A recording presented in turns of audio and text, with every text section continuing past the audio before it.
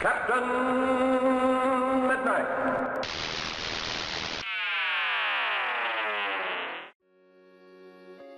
When Star Wars The Force Awakens opened in 2015, it pretty much delivered all the nostalgia items fans had expected. The title crawl, Leia, Han, Chewbacca, the droids, X-Wings, and on and on. It was not a movie that played stingy with invoking your cherished Star Wars memories. Except, surprisingly, in one key area. It barely gave us any of the central hero of the original Star Wars saga, Luke Skywalker. Luke didn't do much in Episode 7, except stand on a hill and look kinda sad. And the fact that we didn't see much of Luke leaves us in a very interesting position in The Last Jedi. Because even though this new trilogy is already in full swing with new characters, new story arcs, and new locations, the movie is still pretty much the first significant return of Mark Hamill as Luke Skywalker to the big screen since Return of the Jedi all the way back in 1983. And that's kind of a big deal. So in this video, I wanted to address Luke's character arc, where he's been and where I would like to see him go.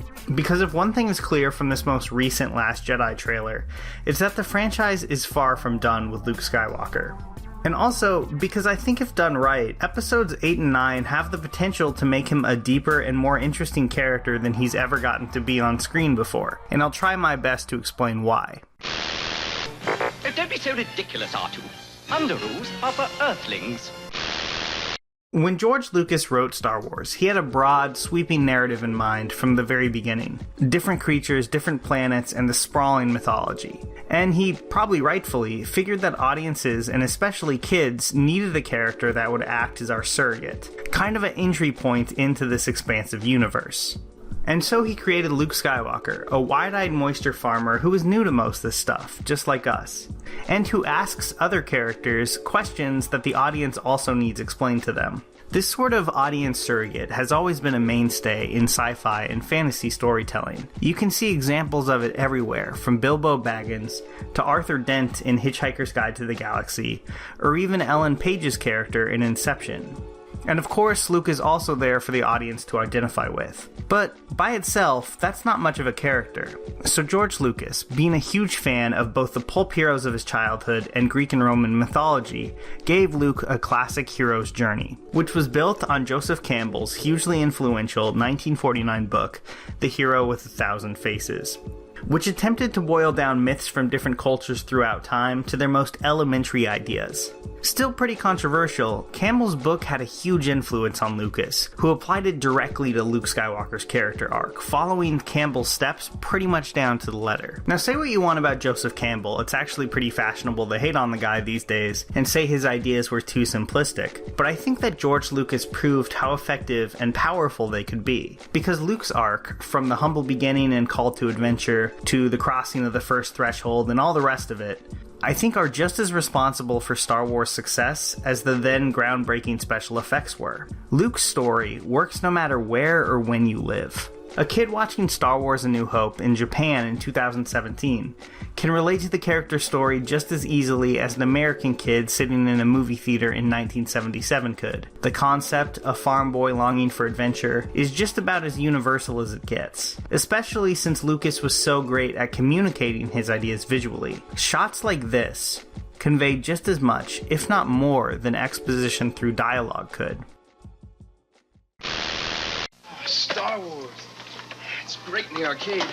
Whoa!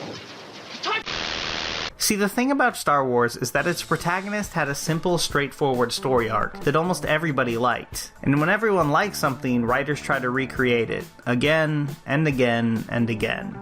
And look, I'm not saying that all the hero's journey stories since Star Wars have been bad or exactly the same, far from it, but I've seen it so many times, and I kind of get the gist at this point, where Luke's life in The Last Jedi is actually a lot more interesting to me. First off, Mark Hamill is just a much better actor now than he was back in the 70s, but maybe more importantly is I'm interested to see where Luke goes from here. Yeah, he's probably going to train Rey, but beyond that it's hard to say, and that's kind of awesome. I'm into this more weathered, conflicted Luke Skywalker. After Ben Solo's turn to the dark side and the murder of his other apprentices, he seems like he's pretty filled with regrets, a long way off from the fresh-faced young hero who destroyed the Death Star.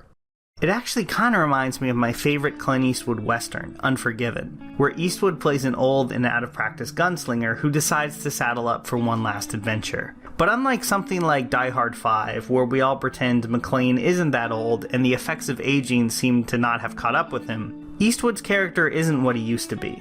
When people hear that he was once this mythic badass, they're kind of surprised, and you can't blame them. Eastwood's character spends most of the movie getting his ass kicked. But what makes Unforgiven so great is that we're watching a version of the traditional Clint Eastwood protagonist who has to come to terms with his regrets and his mortality.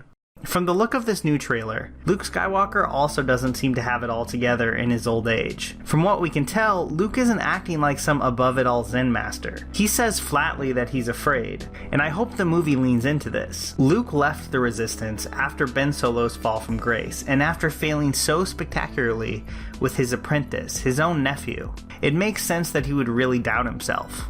And I think that gives Hamill something a lot more interesting to play than just a know-it-all Jedi. Because know-it-all Jedi are kind of super boring. The original trilogy knew this, and that's why Yoda is such a fun, unique character. Because The Empire Strikes Back went out of its way to find a new spin on the age-old wise mentor trope. So I hope Rian Johnson and the screenwriters have kept that in mind. With Collector's Edition Flying Star Wars Bucket Toppers, featuring characters from Episode 1. They're just $1.99.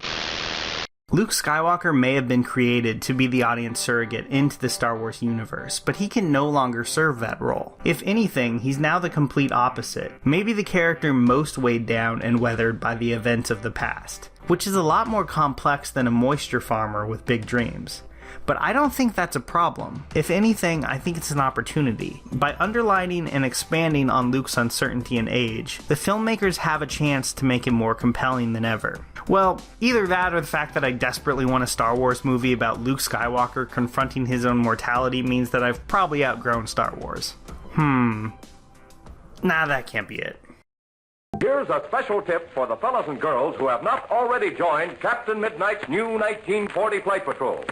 You'd better hurry up and join at once because there's a big adventure ahead. The thing to do now is to get started because we're going to have not only barrels of fun, but loads of free gifts and prizes.